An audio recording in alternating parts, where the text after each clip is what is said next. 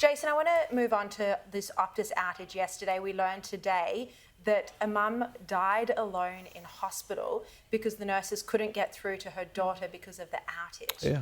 I heard the interview. It was on 2GB yesterday afternoon. It was a shocker. I admired the lady's restraint in not wanting to lose her mind at Optus, because she kind of said, well, these are the things that happen and I've got more important things to worry about than a phone company that let me down.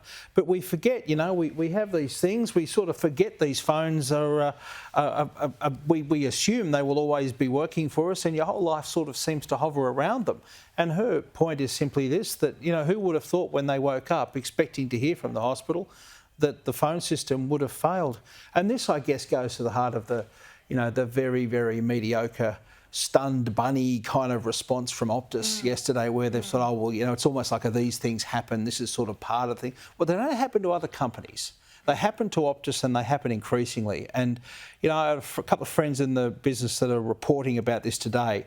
And a story is going to emerge slowly but surely that this is a company that has been too focused on growing the customer base and not focused enough on growing the technical base.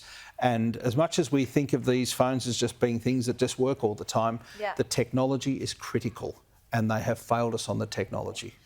Bronwyn, what did you think of the handling of this debacle yesterday?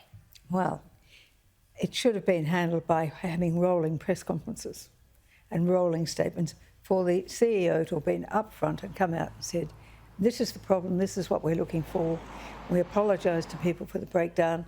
We'll have an update, and I've heard other people say similar things, that there'll be an update on a regular, a bit like Gladys used to do with COVID updates.